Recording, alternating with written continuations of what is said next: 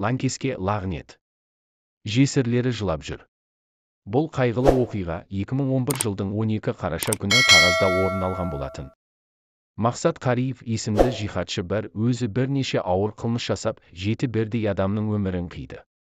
Одан өзге ішкі істер органының 3 қызметкерін жаралады. Ол алдымен өзін сырттай бақылап жүрген қауіпсіздік комитетінің 2 адамын жер жастандырып, сағат 11-лер шамасында Мазда көлігінің иесін қарумен қорқытып, рульге отырады. Жарты сағаттан соң қару-жарақ сататын дүкеннің күзетшісін өлтіріп, тағы бір кездейсоқ жүрген азаматты жаралады.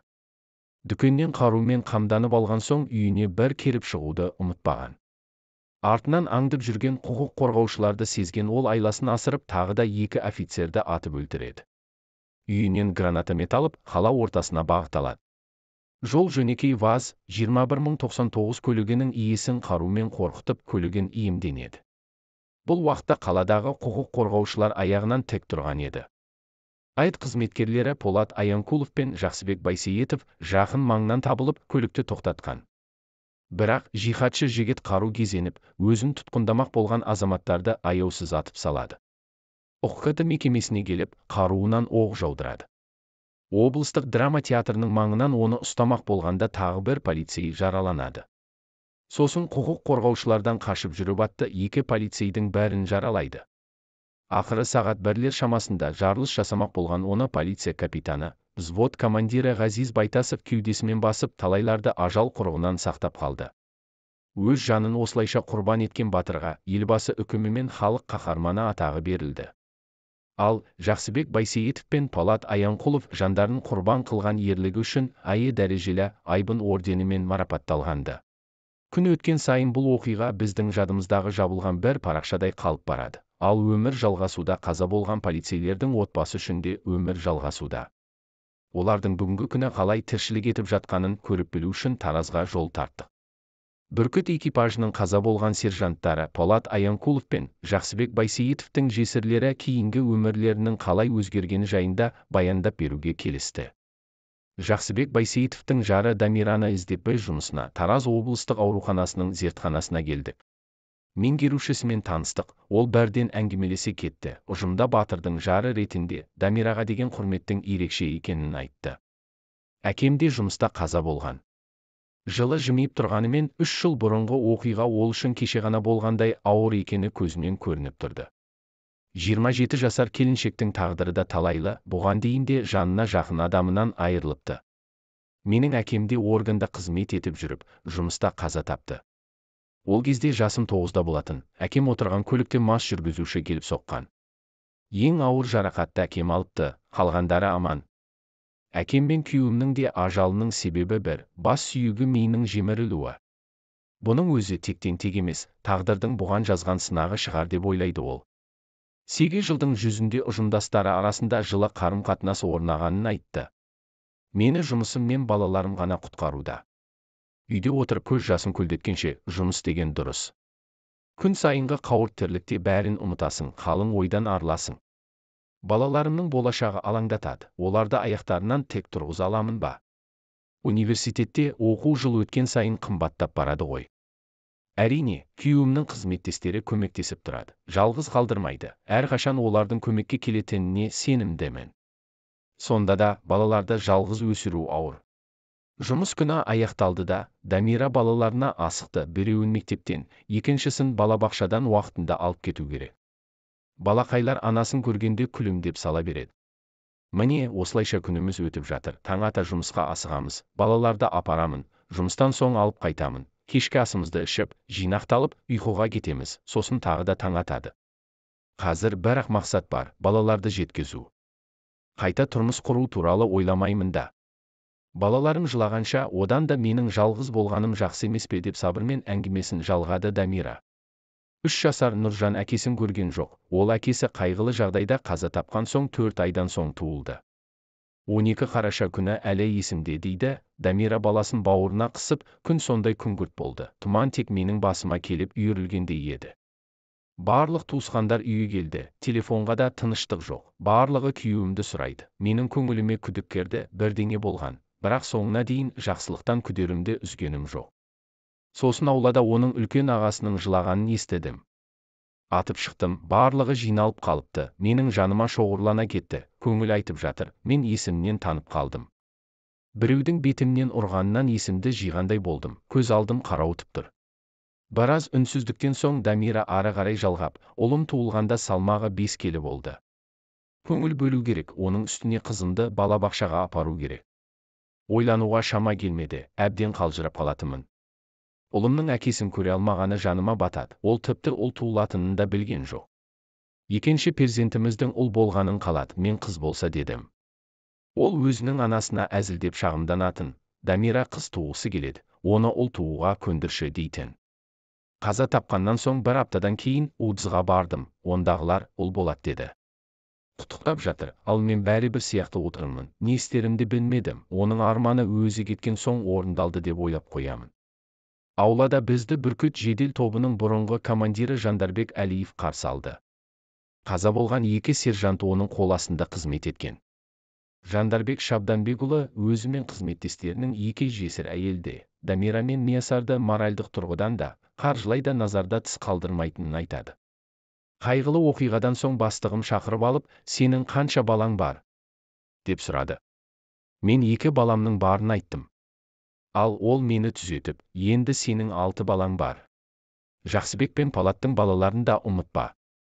Осылайша енді сен көп балалы әкесің деген дейді.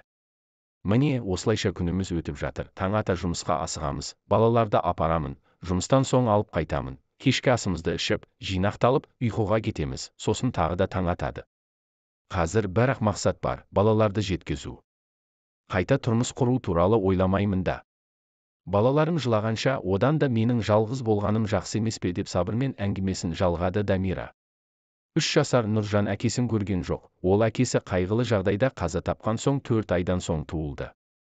12 қараша күні әлі есімде дейді, Дамира баласын бауырына қысып, күн сондай күңгірт болды, тұман тек менің басыма келіп үйірілгендей еді.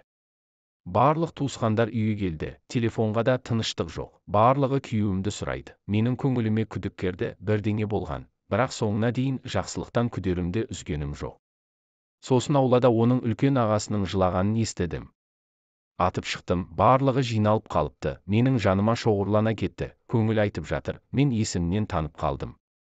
Біреудің бетімнен ұрғанынан есімді жиғандай болдым, көз алдым қарауытып тұр. Біраз үнсіздіктен соң Дамира ары қарай жалғап, ұлым туылғанда салмағы 5 келі болды. Көңіл бөлу керек, оның үстіне қызымды балабақшаға апару керек. Ойлануға шама келмеді, әбден қалжырап қалатынмын. Ұлымның әкесін көре алмағаны жаныма батады, ол тіпті ұл туылатынын да білген жоқ.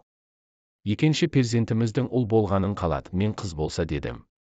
Ол өзінің анасына әзілдеп шағымданатын, Дамира қыз туғысы келеді, оны ұл тууға көндірші дейтін.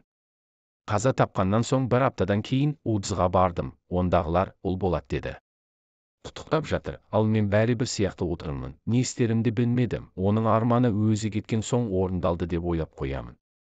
Аулада бізді Бүркіт жедел тобының бұрынғы командирі Жандарбек Әлиев қарсы алды. Қаза болған 2 сержант оның қол астында қызмет еткен. Жандарбек Шабданбекұлы өзі мен қызметтестерінің 2 жесір әйелді, Дамира мен Миясарды моральдық тұрғыдан да, қаржылай да назарда тыс қалдырмайтынын айтады. Қайғылы оқиғадан соң бастығым шақырып алып, сенің қанша балаң бар? деп сұрады. Мен 2 баламның барын айттым. Ал ол мені түзетіп, енді сенің 6 балаң бар. Жақсыбек пен Палаттың балаларын да ұмытпа. Осылайша енді сен көп балалы әкесің деген дейді. Жаным, мен сені сондай жақсы көремін, сен оны білмейсің ғой деді. Ал мені әзілдеп қойшы деп оны кері итердім. Сөйтті де тұрып кетті. Бұл оның соңғы сөзі болатын. Қайтыс болған соң түсіме кірді, төсегіме отырып жылады. Қаза болған соң бірнеше күннен соң түсіме кірді, төсегіме келіп отырып жылады. Содан соң тағы да келіп, тамақ беруімді сұрады. Біз бірден қонақ шақырып, имамды алдырып Құран оқыттық. Содан соң ол маған түсіме енген жоқ. Қазақтар өлген адам түске кірмесе, оның разы болғаны дейді ғой. Олай болса, оның да жаны жай тапқан болар. Мүмкін ол балаларының аш құрсақ емес екендігін, киімі бүтін екендігіне көзі жеткен шығар. Поста күйеуімнің орнын бастым. Полат Аянкуловтың жары 32 жасар Миясар күйеуі қайтыс болған соң полицияға жұмысқа тұрып, қазір Тараздағы 15 мектепте кәмелеттік жасқа толмағандар ісі жөніндегі инспектор болып қызмет етеді. Кездесу туралы ести сала, түскі үзілісте үйіне келіп, асығыс дастархан жайды. Күйеуі қайтыс болған соң мемлекет берген кең де жарық пәтерде Миясар 2 баласымен тұрады. Үлкені Жансая 9 жаста, ал Жәнібек 6 жаста. Полицияда қызмет ету менің бала кезге арманым еді, бірақ Полат қарсы болды. Мен ол кезде жай Полат қызғанып жүр деп ойлайтынмын деп әңгімесін жалғастырды Миясар. Бұл жұмыста көбіне еркектер ғой. Сөйтсем, ол жұмыстың қиындығынан алыстатқысы келген екен. Күннің ыстығы мен суығына қарамастан сыртта жүруіңе тура келетін кездер болады. Ол мені нәзік, шыдай алмайды деп ойласа керек. Адам бәріне көндігеді екен, қайғымыз ішімізде. Бірге тұрған 9 жыл ішінде ол менің тіреуім болды. Маған бірдеңе қажет болса, оған хабарласатынмын, бала ауырып қалса, телефон соғып, дәрі әкел деймін. Тепті жедел жәрдем келгенде де қасымызда жүретін. Мен күйеуім, балаларымның әкесі өз балаларына қамқор болуға міндетті деп ойлайтынмын, өйткені ол өзі солай ететін. Егер оның туыстарынан біреулер маған ескерту жасаса, үндемейтінмін, өйткені күйеуім келіп, мені құшақтап жұбатып, мені жақсы көрсең, мен үшін шыдашы дейтінін білетінмін, сөйтіп менің де көңілім жайланатын. Ал, қазір маған біреу бірдеңе десе, шыдай алмаймын, өйткені менің жұбанышым жоқ. Ол қаза болған соң біз пәтер алдық, бірден қызымыздың атына жаздық, мен де полициядамын. Біздің бар арманымыз орындалды, пәтер, көлік, жұмыс, бізде бәрі бар, тек Полат жоқ. Өмірде ең бастысы балаларыңның әкесі, сүйікті жарыңның қасыңда болғаны маңызды екен ғой. Мен ойша оған, Полат, мен бәріне қол жеткіздім, бірақ сол үшін сенен айырылуың керек пе деп іштей егілемін. Біз бір мектепте оқыдық, бірақ біздің қызығушылығымыз әртүрлі болатын. Бірде бір тойда кезігіп қалдық.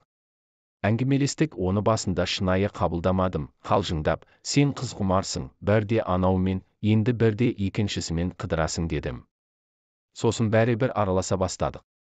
5 күзде үйлендік, ал көктемде ол әскерге кетті, бар жыл өткен соң оралды, одан соң балаларымыз өмірге келді. Бірге көп уақыт өткіздік деп айта алмаймын, жұмыста кезекшілікте көп болатын. Соңғы 2 жылда қатты азып кетті, жұмыс үшін уайымдап шаршайтын. Қаза болар алдында 2 күн бұрын аяқ астынан дастархан басында қайтыс болған әкемді көрдім, мені шақырып жатыр деді. Ары қарай ештеңе демеді. Жалпы ол бұндай тақырыпта әңгіме айтуға құлықты емес еді, ешқашан көрген түсінде айтпайтын. Әйтсе де, қонақжай, ақ жарқын болатын, жасына қарамастан адамдармен әзілдесіп жүргенді ұнататын. Ол сыра ішіп, кешігіп келгенде ренжіп, 2 күн үндемей қойған кездерім болды. Қазір ғой, сол уақыттарыма өкінемін, босқа өткен күндер, ойларыммен бөлісіп, қаншама әңгімелесер едік. Полат ешқашан менен алысқа кетпейтіндей, екеуіміз мәңгі бірге болатындай көрінуші еді. Сағынғанда Жәнібек ұлыма қараймын. Ол әкесінен аумайды, шашы, көзі, қылықтары. Ол кезде ол 3 жаста болатын, әкесін жақсы білмейді, бірақ қазір әкем бізбен болғанда ғой дейді. Қызымның да түрі әкесіне келеді, бірақ ұлым толықтай көшірмесі. Талап қойлығымен меншілдігіне дейін. Полат экипажымен бірге үйге келгенде менің дастарханым жаюлы, тамағым дайын тұруы міндет еді, 5 минутта күткісі келмейтін. Полаттың полиция болуына әкесінің ықпалы болған, өйткені ол да органда қызмет еткен. Бала кезінен қатаң тәртіптегі әскери тәрбиені көріп өскен. Енді балам да полиция болғысы келеді. Полат жанымда тұра тұрса қылмыскер өтіп кететін еді. Оның соңғы кезекшілігінде мені жұмысқа апарып тастады да өзі кеткен. Біраздан соң мен оған үйден қабырға газетінің макетін әкеп беруін өтіндім. Ол кезде мен университетте істейтінмін. Әдетте, ол маған келгенде барден сыртқа асығатын, дәл сол күні ұзақтау тұрды, қабырға газетін ұсынып тұрып, қолынан жібермеді. Кешке тамаққа дәмді тамақ әзірлеп қоюымды сұрады. Мен оған дайындап қоятынымды айттым. Енді қашан жіберетінін күтіп тұрмын, асығыспын. Ал ол болса, ғашық көзбен ұзақ қарады. Көзі тоймай қарағандай үндемейді де. Мен оны асықтырдым. Көлікте қызметтестері күтіп тұр. Соны ойлап қалжыңдай бастадым. Біздің үйленгенімізге 10 жыл болды. Бұлай қарауға ұялмайсың ба деп. Сөйттім де қолынан газетті жұлып алып артыма қарамастан кете бардым. 1 сағаттан соң ол жарық дүниемен қош айтысты. Қазір өзімнен сол кезде неге ұзақ тұрды екен деп ойлаймын. Мүмкін алдын ала сезген болар, маған айта алмады, мен оны түсінбедім. Мен бәрі бұрынғыша болады деп ойладым. Жұмыстан барған соң кешкі асты әзірлеп, балалармен айналысқанша ол да келеді дедім. Сол сәтті ойлаған сайын ішім күйіп кетеді. Бәрі осылай болатынын білгенде оны жібермес едім ғой. Егер оны кідірте тұрғанымда оның экипажы ол жерде болмайтынын еді. Қылмыскер де өте шығатын еді. Ол кеткен соң да әдетімше күтуімді доғармадым. Түнде 1-2 сағат қана ұйықтап қайта тұрамын. Есік алдына келемін, түнгі кезекшілігінен оралатын сияқты. 100 күндігін өткізгенде ғана енді ешқашан келмейтінін түсіндім. Полат қайтқан 1 жылдан кейін жүргізуші куәлігін алып, көлік тізгініне отырдым. 5 жер үйде тұрдық. Қыста үйге қайтқанда балалармен қатты тоңып қалатынбыз. Маршруттар толы, келесісін күткенше Жансаяның қолы қызарып түсіп барады, жаурағаннан жылай бастайтын. Сол кезде мен Полаттың жоқтығын, енді ешкімге арқа сүйей алмайтынымды ұқтым. Маған емес, менің балаларыма қиын тиіп жүргенін түсіндім. Сөйттім де олар үшін бәрін жасауға тырысып келемін. 3 жыл өтті, мен әлі сол естеліктермен өмір сүрудемін. Мен күйеуімнен артық еркекті енді кездестірмейтінімді білемін.